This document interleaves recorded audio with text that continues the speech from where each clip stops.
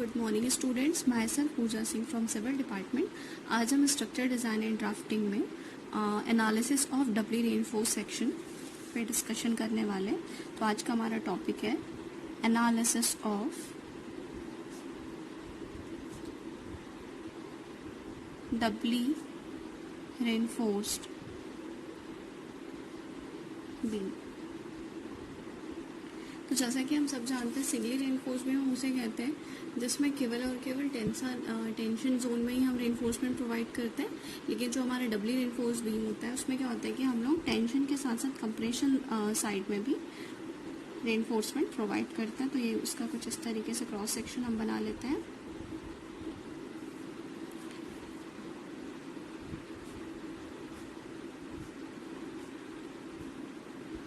ये हमारा डबली reinforce section है, ये हमारा टेंशन जोन है और ये हो गया कंप्रेशन जोन। तो हम लोग इसमें कंप्रेशन जोन और टेंशन जोन दोनों में ही रेनफोर्समेंट प्रोवाइड करते हैं। ये इसके विड्थ हो जाएगी स्मॉल बी, स्मॉल डी यहाँ से हो जाएगा हमारा,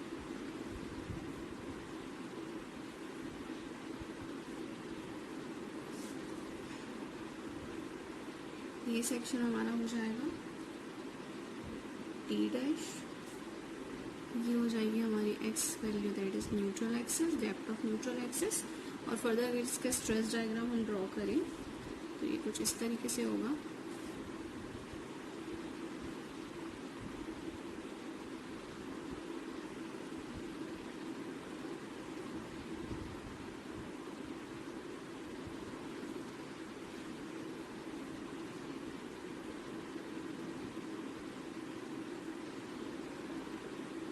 ये वैल्यू हो जाएगी डी डैश एंड ये नीचे वाली वैल्यू हमारी हो जाएगी x minus D dash and this one is also D double dash x minus D dash.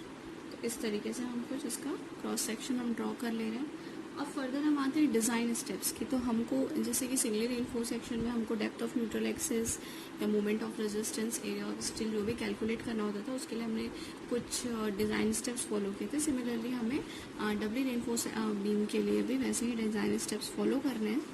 तो अब हम देखते हैं steps.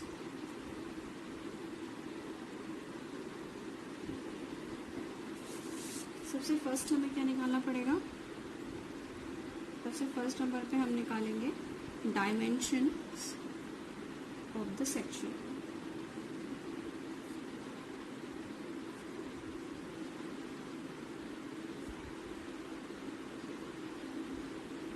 Dimension of the section में क्या हो जाएगा हमारा B and D, like this. Then हम सेकंड नंबर पे क्या फाइंड आउट कर लेंगे? परमिसिबल स्ट्रेस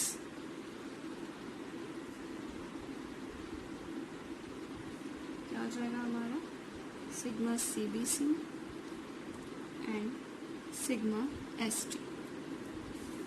थर्ड हो जाएगा हमारा modular ratio,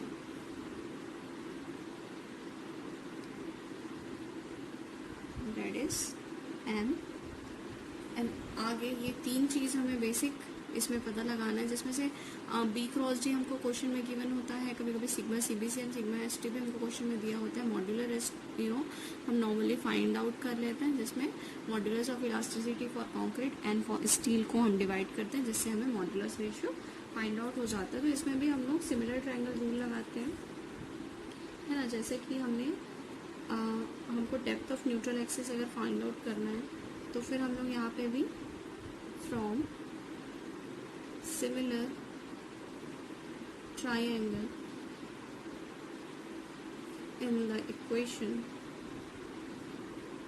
in the equivalent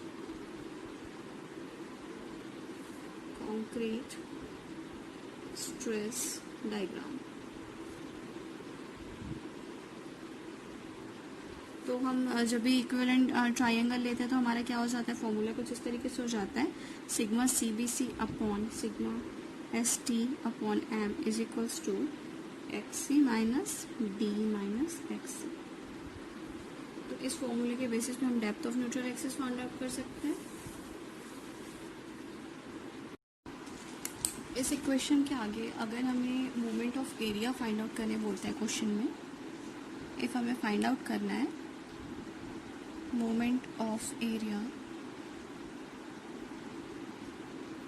then हम अगर हम कंप्रेशन साइड में यूज़ कर रहे हैं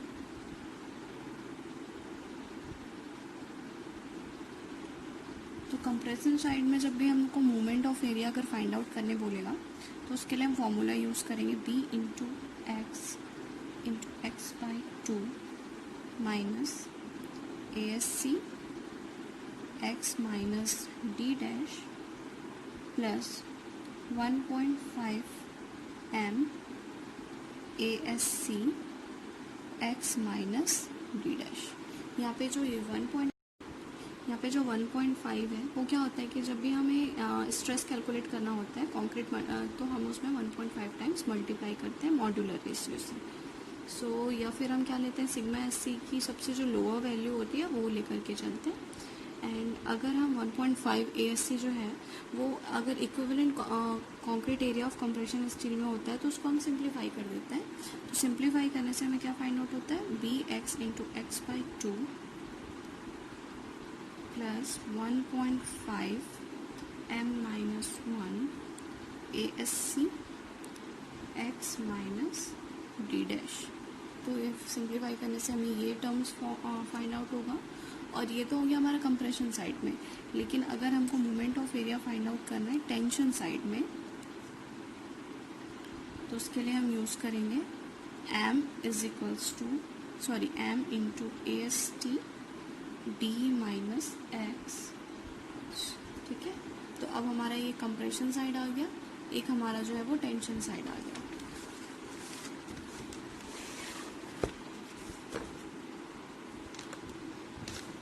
अब हमें इन दोनों फॉर्मूलेस को कंपेयर करना है, एक तो हमारा टेंशन साइड और दूसरा कंप्रेशन साइड। तो ये कुछ इस तरीके से हो जाएगा b into x by 2 plus 1.5 m minus 1 ASC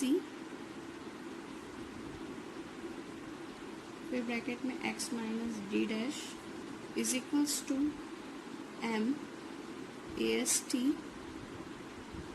d minus x। ये कुछ इस तरीके से हो जाएगा। और आगे अगर जो भी हम न्यूमेरिकल सॉल्व करेंगे और उसमें अगर हमें moment of area find out करने बोला जाएगा तो हमें इस तरीके से दोनों फॉर्मूले को इक्विलेट करना है और फिर सॉल्व करना है। तो आगे हम अपने क्वेश्चंस पे आते हैं। क्वेश्चन में हम देखते हैं कि अगर हमें क्वेश्चन दिया हुआ है an RC beam 200 cross 400 mm overall is reinforced with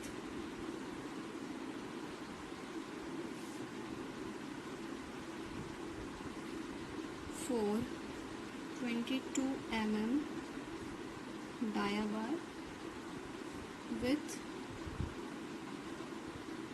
centers 30 mm from the bottom edge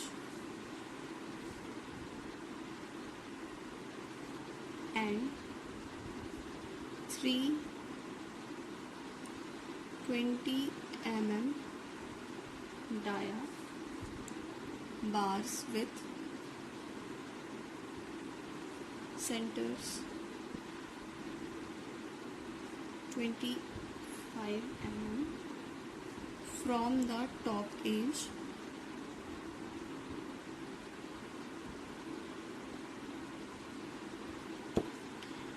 हमको फाइंड क्या करना है, find out neutral axis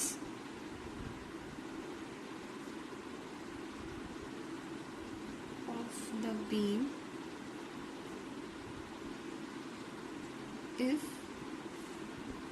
m is equals to 18.66।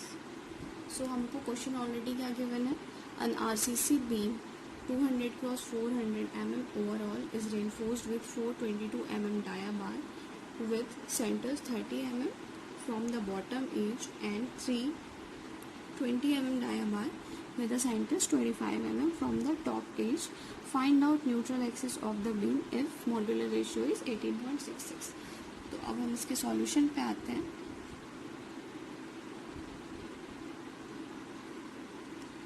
Solution में हम सबसे पहले क्या करेंगे, इसका एक सेक्शन ड्रॉ कर लेंगे.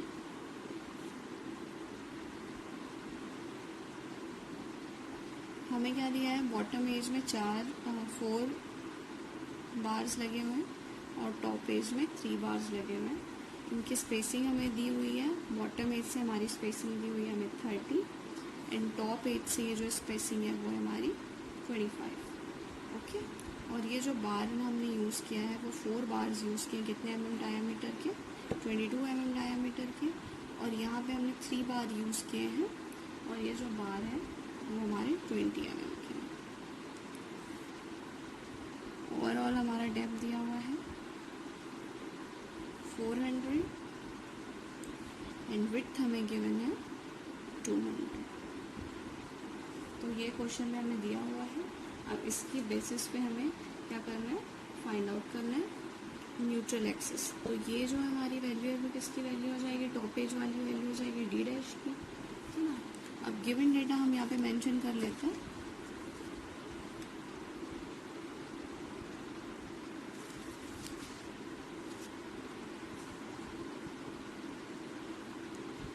B is equals to 200 mm. D हमारा कितना हो जाएगा 400 mm.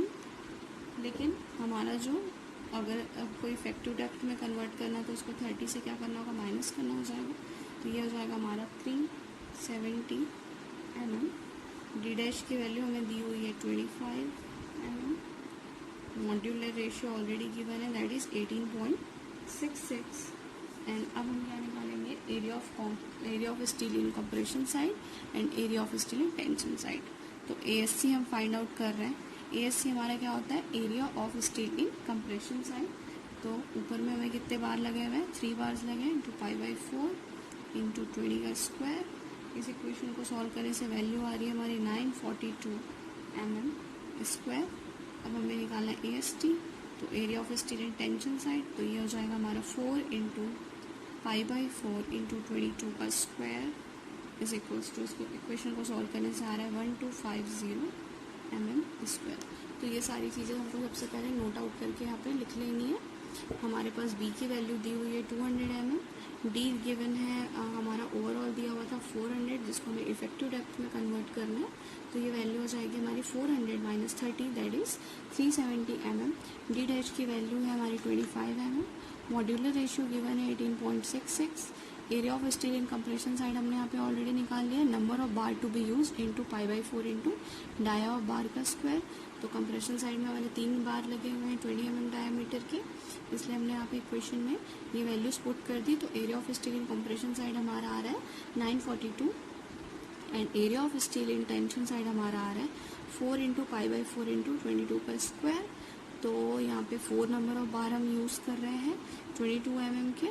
तो ये हो जाएगा 4 इंटू π/4 इंटू 22 स्क्वायर. और इस इक्वेशन को सॉल्व करने से वैल्यू हमारी आ रही है 1520 mm स्क्वायर. तो ये सारी चीज़ें हमको ऑलरेडी पहले मेंशन करके रख लेनी है. उसके बाद अब हमें क्या फाइंड आउट करना है, न्यूट्रल एक्सिस फाइंड आउट करना है. तो उसके लिए हम आगे सॉल्व करेंगे. अब हमें नेक्स्ट क्या करना है, न्यूट्रल एक्सिस फाइंड आउट करना है. तो हम यहाँ पे ऑलरेडी मेंशन कर लेंगे to find x, that is neutral axis. तो अब इस टर्म में हम लिखेंगे equating moment of area on compression and tension sides about neutral axis. हमने जो मोमेंट ऑफ एरिया का फॉर्मूला था कंप्रेशन साइड और टेंशन साइड, उसको हमें इक्वेट कर लेना. तो ये हमारा इस तरीके से हो जाएगा b into x by 2 plus 1.5 m minus 1 ASC x minus D dash is equals to M S T D minus x. ये फॉर्मूला हमने क्या किया है, कंप्रेशन और टेंशन साइड का हमने इक्वेट कर दिया। अब हम यहाँ पे वैल्यूज को पुट कर लेंगे, तो वैल्यू हमारी कुछ इस तरीके से हो जाएगी। ये हो जाएगा हमारा 200 x square upon 2 plus 1.5 into 18.66 minus 1 942 x minus 25। यहाँ पे डी डैश की वैल्यू हमें 25 गिवन है, ठीक है। एक्स स्क्वायर हमको फाइंड आउट करना है, area of steel in compression side हमने फाइंड आउट कर लिया है, मॉड्यूलर रेशियो की वैल्यू हमको ऑलरेडी क्वेश्चन में गिवन है। इज इक्वल्स टू हमारा क्या हो जाएगा अगेन 18.66 इंटू 1520 ब्रैकेट में 370 माइनस एक्स। अब हमें इस इक्वेशन को सिंप्लीफाई करना है और हमारे एक अननोन टर्म यहाँ पे क्या मेंशन है, दैट इज एक्स, जो कि हमें फाइंड आउट करना है। तो इस इक्वेशन को जब हम सिंप्लीफाई करेंगे तो हमें कुछ इस तरीके से फाइंड आउट हो जाएगा, x square plus 537.87 x minus 111299 is equals to 0। तो ये हमको इक्वेशन फाइंड आउट हो गया। एंड आफ्टर सॉल्विंग इक्वेशन 1, जब हम इक्वेशन 1 को सॉल्व करेंगे तो हमें वैल्यू हो जाएगी, फाइंड आउट हो जाएगी, we get x is equals to 159.579 mm। तो ये हमें डेप्थ ऑफ न्यूट्रल एक्सिस हमें फाइंड आउट हो गई, जो हमको क्वेश्चन में फाइंड आउट करना था। जो हमें फाइंड आउट करना था, क्या किया हमने, सबसे पहले सारी चीज़ें मेंशन कर ली। हमारा जो क्रॉस सेक्शन था वो हमने ड्रॉ कर लिया। ड्रॉ कर लेने के बाद हमने यहाँ पे गिवन डेटा मेंशन कर लिया।